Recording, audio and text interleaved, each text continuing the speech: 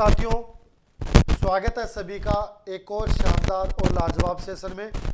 चर्चा करेंगे RSM SSB जो आपका अधीनस्थ चयन बोर्ड है उसके द्वारा एक और नोटिफिकेशन है वो जारी किया गया है जेई के लिए।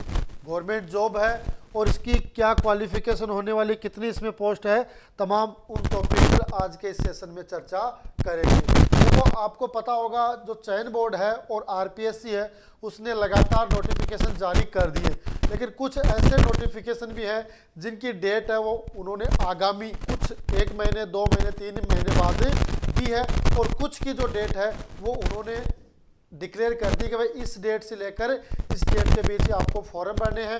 क्या उसका पैटर्न रहेगा, क्या उसकी क्वालिफिकेशन रहेगी, कितनी पोस्ट है जिनके लिए आप फॉर्म भर सकते हैं, उन तमाम टॉपिक पर आज के इस सेशन में चर्चा करेंगे।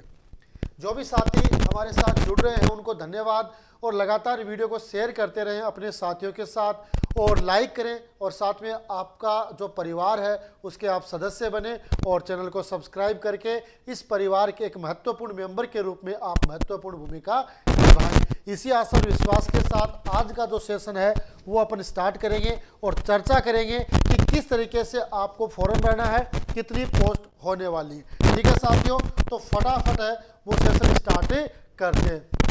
देखो, ये आपका नोटिस है वो चयन बोर्ड ने जारी किया है कि राजस्थान कर्मचारी चयन बोर्ड जो जयपुर है उन्होंने 11 तारीख को यानी 11 दिसंबर को ये विज्ञापन जारी किसके लिए है।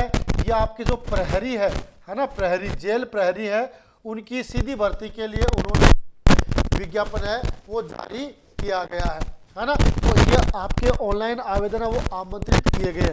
अब उसमें देखो आपके टोटल जो आपका नॉन TSP एरिया है उसके लिए 759 पोस्ट, कितनी 759 पोस्टों के लिए, और जो आपका TSP एरिया है उसके लिए 44 पोस्टों के लिए ये ऑनलाइन आवेदन है वो आमंत्रित किए गए हैं। ठीक है साथियों, अब देखो इसमें विभाग कौन सा होगा, आपका कारागार विभाग होगा जो आपके राजस्थान कारागार अधीनस्थ सेवा नियम 1998 के तहत काम करेगा, जिसमें आपका जो पद है वो होगा प्रहरी, है ना, जेल प्रहरी का आपका पद होगा।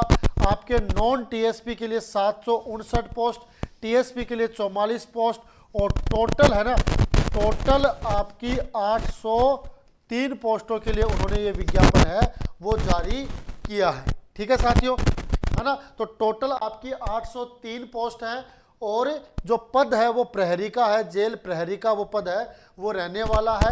इस तरीके से जो आपकी कारागार विभाग है उसके अधीन रह के आपको काम है वो करना है ना। इसके लिए जो मंडल है वो भी अलग अलग दे रखे हैं, है ना। जिस मंडल में आप पद स्थापन चाहते हैं, जैसे पहले आप जयपुर है, भरतपुर है, जोधपुर है, बीकानेर, उदयपुर, अजमेर, कोटा या TSP का क्षेत्र चाहते हैं, उसको आपको आवेदन करते समय अनिवार्य रूप से भरना है ना।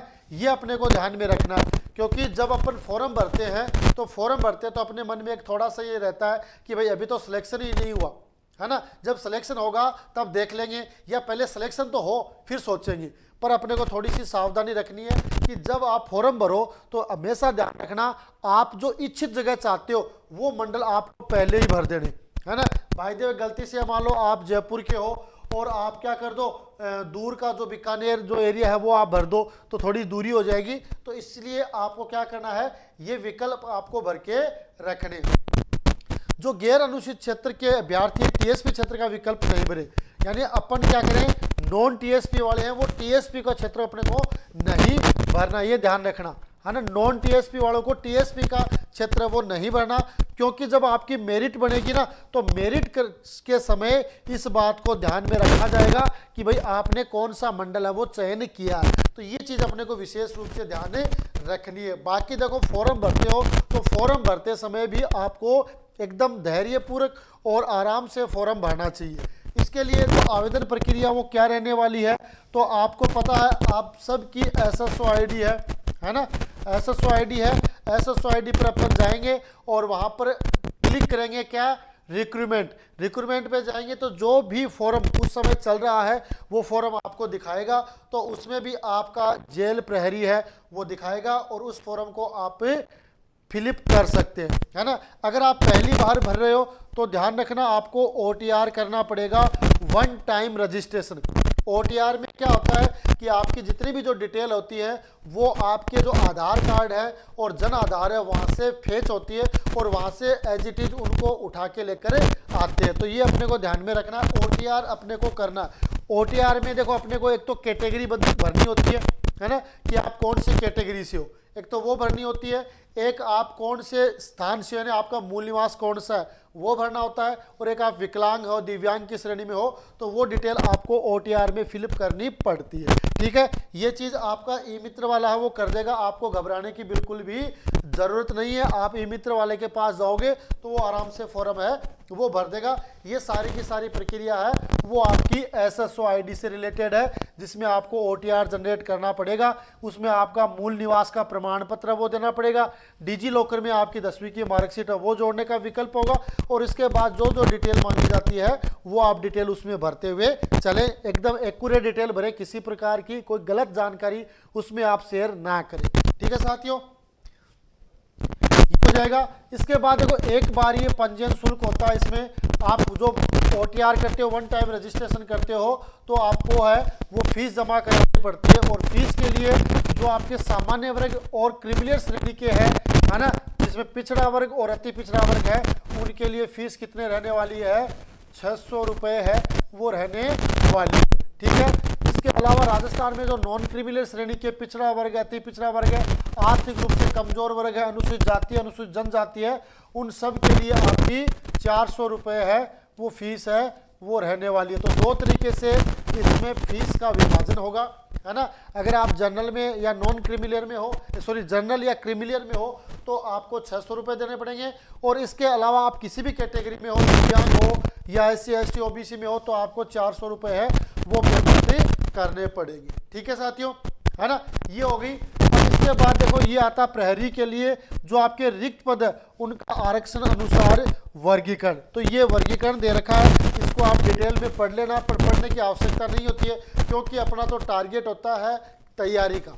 अपन ने फॉर्म भर दिया और तैयारियों में जुट जाते हैं, तो अपन टारगेट अपन ये रखते हैं कि अपना सिलेक्शन होना चाहिए, है ना। फिर भी आप देखना चाहो तो ये देख लेना, ये सारी डिटेल है वो आपको हमारे टेलीग्राम चैनल पर मिल जाएंगी। टेलीग्राम चैनल और व्हाट्सएप चैनल का लिंक है वो वीडियो के डिस्क्रिप्शन में दे रखा है, वहाँ से आप दोनों चैनल है वो ज्वाइन कर लीजिए। लगातार जो भी रोजगार से रिलेटेड जो अपडेट होती है वो हम आपको शेयर करते रहते हैं, तो ये काम आपको करना है। फिर भी अपने को ये ध्यान रखनी है, टोटल कितनी है आपकी 803 पोस्ट है, उसमें जयपुर में है आपकी 199, है ना, भरतपुर में है आपकी 76, है ना, आपकी जोधपुर में है 88, इसके अलावा आपकी बीकानेर में है 105, इसके अलावा आपकी अजमेर में है 138, इसके अलावा उदयपुर में है आपकी 55, और इसके अलावा आपकी कोटा में है 98, और लास्ट में जो आपका TSP है उसके लिए 44 पोस्ट है।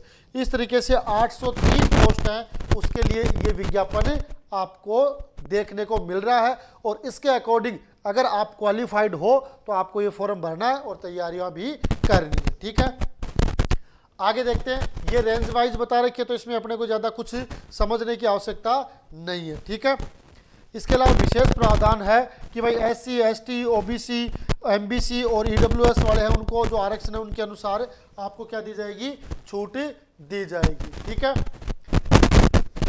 ये नॉर्मली उन्हीं डिटेल से रिलेटेड है, तो लोग तुम देख सकते हैं। जो OBC है अति पिछड़ा वर्ग, है ना, MBC है उनको 5% आरक्षण है वो दिया जाएगा। EWS वाले हैं उनको 10% है वो आरक्षण है वो दिया जाएगा। ठीक है, OBC वालों को और SC ST वालों को तो पहले से ही आरक्षण की जो रेट है वो निर्धारित है। भूतपूर्व सैनिक है उनको 12.5 यानी 12.5% की दर से उन्हें आरक्षण है वो दिया जाएगा। ठीक है, तो ये नॉर्मल डिटेल है, इसको जो व्यक्ति जिस कैटेगरी से है वो उसका चयन कर लेगा। अगर कोई उत्कृष्ट खिलाड़ी है जिन्होंने अंतर्राष्ट्रीय ओलंपिक संघ है, एशिया ओलंपिक परिषद है, दक्षिण एशियन है, राष्ट्रमंडल है, अंतर्राष्ट्रीय ओलंपिक है, एशिया ओलंपिक है, अंतर्राष्ट्रीय स्कूल खेल है या एशियन, इनमें भाग लिया है, तो उनको 2% है वो आरक्षण है वो दिया जाएगा। यानी जिन्होंने अंतर्राष्ट्रीय प्रतिस्पर्धा में भाग लिया है उन्होंने क्या मिलेगा, 2% है वो आरक्षण है वो दिया जाएगा। ठीक है, इसके अलावा ये नॉर्मल डिटेल है। ये देखो वेतनमान, है ना, वेतनमान क्या है कि प्रहरी है वो पे मैट्रिक्स L3 के अंतर्गत इसको शामिल किया जाएगा, यानी L3 में इसका वेतन दिया जाएगा। और साथ में 2 साल का जो कहते हैं ना परीक्षा काल, प्रोबेशन पीरियड, वो भी इसमें लागू होगा। तो 2 साल के लिए इसका प्रोबेशन पीरियड भी होगा, L3 में ये काम करेगा। देखो ये पात्रता और शैक्षणिक योग्यता, ये देखो शैक्षणिक योग्यता एक चीज अपन देख सकते हैं, 10th पास यानी 10वीं पास व्यक्ति है वो जेल प्रहरी का आवेदन लगा सकता है। जिसने 10वीं पास कर ली है वो फॉर्म भर सकता है ना। तो देखो प्रहरी के पद के भारत के विधि द्वारा स्थापित मान्यता सेकेंडरी या सरकार द्वारा समतुल्य कोई भी है, और साथ में देवनागरी लिपि है, हिंदी है, उसका ज्ञान है, और राजस्थानी संस्कृति का ज्ञान होना चाहिए। अब है ना कोई ऐसा व्यक्ति भी है जो 10वीं क्लास में है अभी और जिसने एग्जाम नहीं दिया है और उसकी आयु है वो 18 वर्ष से ज़्यादा हो चुकी है, तो वो व्यक्ति भी इस फॉर्म को भर सकता है ना। क्या कर सकता है? इस फॉर्म को भर सकता है। उसकी क्वालिफिकेशन की जांच कब होगी? अगर 2 स्टेप में होती है, यानी परीक्षा और साक्षात्कार दोनों होते हैं, सो साक्षात्कार की डेट घोषित होने से तक, यानी जिस दिन की आपका पहला साक्षात्कार प्रारंभ हो रहा है उससे पहले तक आपकी क्वालिफिकेशन है वो कंप्लीट हो जानी चाहिए। तो इसमें साक्षात्कार वाला ऐसा कोई नहीं है। तो अपने को क्या करना है कि अंतिम कक्षा में भी कोई शामिल है, यानी इसकी योग्यता कितनी है? 10वीं पास है, तो 10वीं में कोई है और उम्र 18 से ज़्यादा हो रही है तो वो व्यक्ति भी फॉर्म को है वो भर सकता है। तो 10th पास है वो इसकी योग्यता रखी गई है ना। तो 10th पास वाला भी फॉर्म भर सकता है। ठीक है। अब देखो अगर आपने फॉर्म भर दिया और आपकी जो शैक्षणिक योग्यता परीक्षा तिथि से पूर्व तक अर्जित कर लेने का आपको साक्ष्य वो प्रस्तुत करना पड़ेगा। अब इसमें नियम क्या, क्योंकि इसमें साक्षात्कार नहीं है ना, तो लिखित परीक्षा है, तो आपको जो परीक्षा होगी ना परीक्षा तिथि से पूर्व ही आपको दस्तावेज है वो, यानी आपकी डिग्री है या 10वीं पास है वो कंप्लीट करने का आपको सबूत वो देना पड़ेगा। अगर आप उसमें पास हो जाते हो तो आपकी जो शारीरिक दक्षता है ना, जो फिजिकल इफिशियंसी टेस्ट है वो लिया जाएगा, है ना। इफिशियंसी इसमें क्या होगा कि आप 100 अंक का होगी, शारीरिक दक्षता है, उसमें जो पुरुष अभ्यर्थी है वो 5 किलोमीटर दौड़ेंगे अधिकतम 25 मिनट में, महिला अभ्यर्थी है 5 किलोमीटर दौड़ेगी अधिकतम 35 मिनट में ये कंप्लीट करेगी, है ना। इसके अलावा जो शारीरिक मापदंड है उसमें जो पुरुष अभ्यर्थी है उसकी ऊंचाई 168 सेमी होनी चाहिए, 168, और सीना है वो बिना फुलाए 81 और फुलाने पर 86 सेंटीमीटर है वो होना चाहिए। सीने का कम से कम 5 सेंटीमीटर का फुलाव है वो इसमें होना जरूरी है। तो ये अपने को ध्यान में रखना है कि इसको सिर्फ आप रिटर्न पास करने से ही आपका सिलेक्शन नहीं होगा, इसका जो फिजिकल टेस्ट है वो भी आपको क्वालिफाइड करना पड़ेगा, क्योंकि पुरुषों के लिए 5 किलोमीटर की दौड़ होगी 25 मिनट में पूरी करनी पड़ेगी, और महिला अभ्यर्थी है उनको 5 किलोमीटर की दौड़ी है वो आपको 35 मिनट में पूरी करनी पड़ेगी। साथ में पुरुष अभ्यर्थी की हाइट है वो 168 सेंटीमीटर होनी चाहिए, सीना है वो बिना फुलाए आपका कितना होना चाहिए 81, और फुलाने के बाद 86 सेंटीमीटर का होना चाहिए। तो ये फिजिकल टेस्ट होगा, उसको भी आपको क्वालिफाइड है वो करना पड़ेगा। महिला अभ्यर्थी है तो ऊंचाई 162 होनी चाहिए, वजन है वो 47.5 किलोग्राम होना चाहिए, है ना। ये शारीरिक मापदंड उन्होंने बताए। साथ में देखो जो दृष्टि है, आंख है, आंख के लिए भी बताया है कि दूरदृष्टि यानी बेहतर दृष्टि 6/6 होगी, खराब दृष्टि 6/60 होगी, है ना। चश्मे सहित बेहतर दृष्टि 6/6 और खराब दृष्टि 6/13 होगी। तो ये आपका आई साइड से रिलेटेड है, तो ये चीज़ भी अपने को ध्यान में रखनी पड़ेगी कि जब अपना सिलेक्शन होता है तो ये चीज़ भी एक उनके सिलेक्शन प्रोसेस में शामिल होती है, तो इसको भी अपने को ध्यान में रखना पड़ेगा। ठीक है। इसके अलावा आपका स्वास्थ्य वो बढ़िया होना चाहिए, चरित्र बढ़िया होना चाहिए, राष्ट्रीयता में भारत का नागरिक, नेपाल, भूटान इसमें शामिल हो सकता है। आयु ये अपनी महत्वपूर्ण है कि 1 जनवरी, है ना, 1 जनवरी 2026 को 18 वर्ष, यानी अगले साल 1 जनवरी 2020 को क्या होना चाहिए 18 वर्ष का आयु प्राप्त कर ले, और अधिकतम क्या होना चाहिए 26 वर्ष, 26 वर्ष से ज़्यादा नहीं होना चाहिए, है ना। नियमों में उल्लेखित आवेदन की अंतिम तिथि पश्चात करने वाले आगामी जनवरी के प्रथम दिनांक से आयु की गणना की जाएगी। तो आयु की गणना कब होगी 1 जनवरी 2026 को आयु की गणना की जाएगी। तो 1 जनवरी 2026 को वो 18 वर्ष का हो जाना चाहिए और मैक्सिमम आयु कितनी दर्शाई गई है, 26 वर्ष से अधिक नहीं हुआ हो। अब इसमें जो अलग अलग कैटेगरी वाइज छूट मिलती है, जैसे SC ST OBC है, आपकी MBC है, EWS वाले हैं, उनको 5 वर्ष की छूट दी जाती है। SC ST की महिलाएं, उनको 10 वर्ष की छूट दी जाती है। यानी जो छूट है वो अलग से मिलती रहेगी, उसके अकॉर्डिंग अपने को फॉर्म भरना है। लेकिन मुख्य रूप से 18 से 26 वर्ष की जो आयु वाले हैं वो फॉर्म भर सकते हैं। 18 वर्ष की आयु है वो 1 जनवरी 2026 से काउंट होगी। ठीक है, ये नॉर्मली बात है। पेंशन है नियुक्ति होने वाले कार्मिक को राज्य सरकार है वो पेंशन यानी OPS है वो लागू करेगी। विवाह पंजीयन है वो होना जरूरी है ना, पंजीयन कराना अनिवार्य है। पंजीयन शुल्क है वो आपको ऑनलाइन आवेदन के समय ही देना है। अब फॉर्म कब होंगे तो ये अपने को देखना है। फॉर्म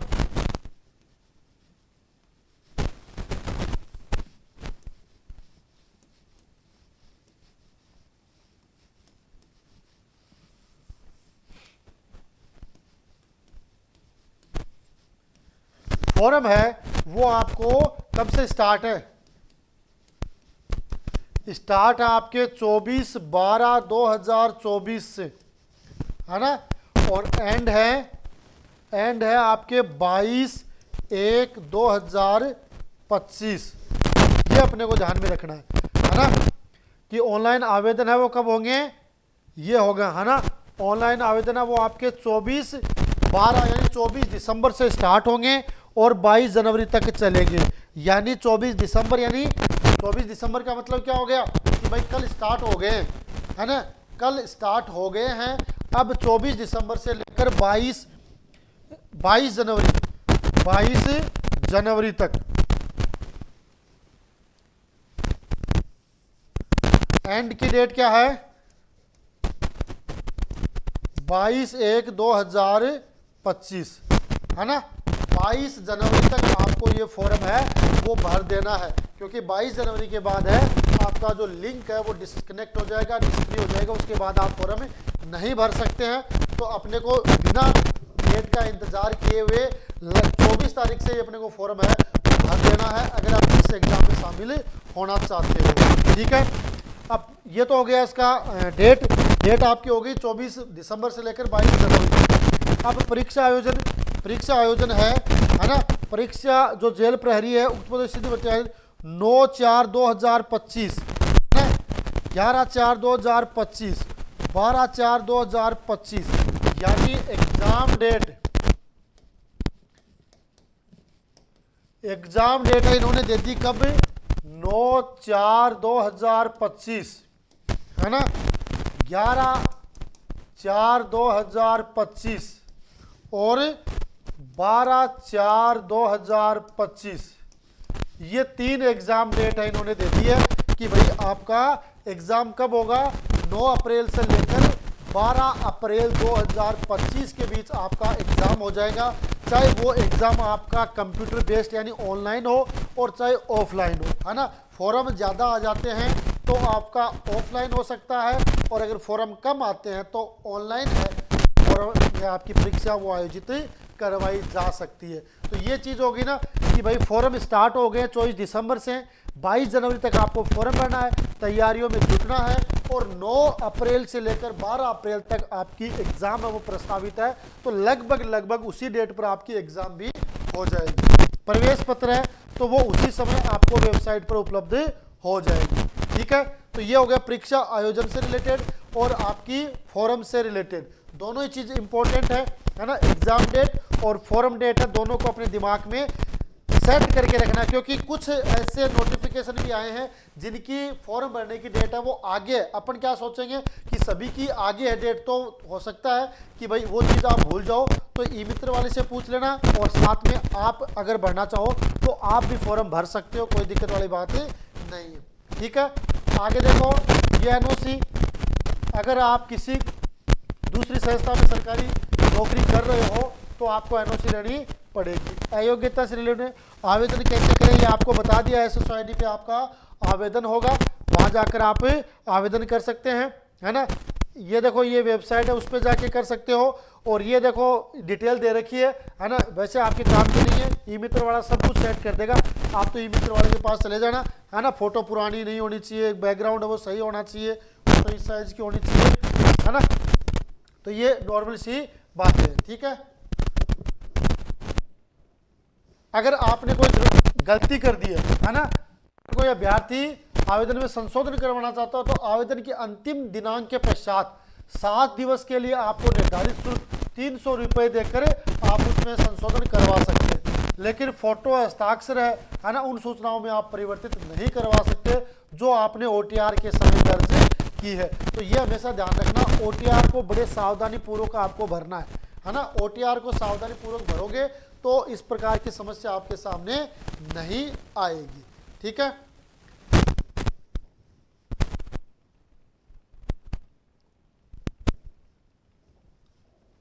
ये नॉर्मली डिटेल है। अब देखो ये आप जो आपका जेल प्रहरी है ना, जेल प्रहरी के लिए स्कीम और पाठ्यक्रम है, इस पे अपन थोड़ी सी चर्चा कर लेते हैं, है ना। प्रहरी परीक्षा स्कीम, पहला पॉइंट आता है विवेचना और तार्किक योग्यता के 45 क्वेश्चन आएंगे, है ना। 45 क्वेश्चन आएंगे। एक क्वेश्चन है वो 4 नंबर का होगा और 180 के कुल अंक होंगे। दूसरा होगा आपका सामान्य ज्ञान, सामान्य विज्ञान, सामाजिक विज्ञान एवं समसामयिक, 25 क्वेश्चन होंगे 100 नंबर के। तीसरा होगा राजस्थान का इतिहास, संस्कृति, कला, भूगोल, 30 क्वेश्चन होंगे 120 नंबर के। टोटल आपके जेल प्रहरी में 100 क्वेश्चन आएंगे। एक क्वेश्चन 4 नंबर का होगा, 400 नंबर का कुल पूर्णांक होगा और 2 घंटे में आपको आपका पेपर है वो कंप्लीट करना है, ठीक है। तो ये 3 पॉइंटों के अकॉर्डिंग आपके 100 क्वेश्चन आएंगे, 400 नंबर के होंगे और 2 घंटे में आपको कंप्लीट करने पड़ेंगे, ठीक है। अब देखो इसमें नोट में क्या है कि भाई ऑब्जेक्टिव टाइप क्वेश्चन होंगे, सारे क्वेश्चन क्या होंगे, MCQs होंगे। मैक्सिमम मार्क्स है वो कितने होंगे, 400 के मार्क्स होंगे। क्वेश्चन कितने होंगे, 100 क्वेश्चन होंगे। टाइम कितना होगा, 2 घंटे होगा, है ना। Negative marking, each question 4 marks का होगा। नेगेटिव मार्किंग, है ना, negative marking 1 marks will be deducted for each wrong answer, है ना। तो 1/4 हो गया ऑटोमेटिक ही भाई, प्रत्येक गलत क्वेश्चन का 1 अंक आपका कटेगा, तो 1/4 हो गया, ठीक है। मिनिमम क्वालिफाइंग मार्क्स सेल भी 36%, ये 36% है आपके मिनिमम क्वालिफाइंग मार्क होंगे, है ना। ये आपके आने जरूरी है। जैसे आपके 30%, 32%, 33% आ गए तो आप इस एग्जाम में क्वालिफाइड ही नहीं होंगे, है ना। कम से कम आपके 36% आने चाहिए। ये जरूरी नहीं है कि भाई 36 आ गए तो क्वालिफाइड हो गए, वो तो पदों के अकॉर्डिंग कितने कैंडिडेट को वो क्वालिफाई करते हैं वो चयन बोर्ड पे निर्भर करेगा। लेकिन 36% से कम आते हैं तो वो तो डिस्क्वालीफाई है ना। तो आपका जो सिलेबस होगा, है ना, वो आपकी 10th क्लास के आसपास का जो सिलेबस होगा, है ना। आपका चाहे विवेचना, तार्किक शक्ति, सामान्य ज्ञान, सामान्य विज्ञान, सामाजिक विज्ञान, समसामयिकी, इतिहास, संस्कृति, कला, भूगोल, ये सब है वो आपके 10th क्लास के जो स्टैंडर्ड है उसके अकॉर्डिंग आपसे पूछे जाएंगे। तो कुल मिलाकर 100 क्वेश्चन 400 मार्क्स के 2 घंटे में आपको कंप्लीट करने पड़ेगी, जिसकी एग्जाम है वो आपकी 9 अप्रैल 2025 से लेकर 12 अप्रैल 2025 को आयोजित की जाएगी, ठीक है साथियों। तो ये एक संक्षेप में एक महत्वपूर्ण जो एग्जाम है, एक महत्वपूर्ण भर्ती है, उसके रिलेटेड अपन ने आज के सेशन में चर्चा की है, जो है जेल प्रहरी, और 10वीं पास इसकी योग्यता रखी गई है। तो जो भी विद्यार्थी 1 जनवरी 2026 को 10वीं पास कर रहे हैं या जिसकी आयु 26 वर्ष से ज़्यादा नहीं हुई है, वो लोग इस फॉर्म को अप्लाई कर सकते हैं। कैटेगरी वाइज आयु में अलग से छूट मिलेगी, तो उसके अकॉर्डिंग भी आप फॉर्म है वो भर सकते हैं, ठीक है साथियों। तो ये एक छोटा सा और शानदार सेशन मैंने आपको शेयर किया है। निश्चित रूप से आज का जो सेशन है वो आपके लिए फायदेमंद होगा, ऐसी मैं आशा और विश्वास रखता हूँ। और इसी के साथ मैं एक बार पुनः निवेदन कर दूँ साथियों, जो भी हमारे साथ जुड़ रहे हैं वो फटाफट अपने इस प्यारे से चैनल को सब्सक्राइब कर लें, साथ में बेल आइकन दबा दें और वीडियो को शेयर कर दें, है ना, ताकि और भी साथी हमारे साथ जुड़ते रहें और लेटेस्ट अपडेट है वो उनको मिलती रहे। इनके अलावा और भी आप जानकारी चाहते हो तो हमारे व्हाट्सएप चैनल और टेलीग्राम चैनल को आप ज्वाइन कर लें, क्योंकि उस पर हम लगातार अपडेट डालते रहते हैं और उन दोनों के लिंक है वो आपको वीडियो के डिस्क्रिप्शन में मिल जाएंगे। वहाँ जाइए और अपने चैनल जो आपका टेलीग्राम है, आपका व्हाट्सएप है, उसको ज्वाइन करें और एक शानदार भविष्य के लिए, है ना, तैयार हो जाएंगे। ठीक है साथियों, तो ये था आज का छोटा सा सेशन। आज के लिए इतना ही, मिलेंगे अगले सेशन में, तब तक के लिए जय हिंद, जय भारत।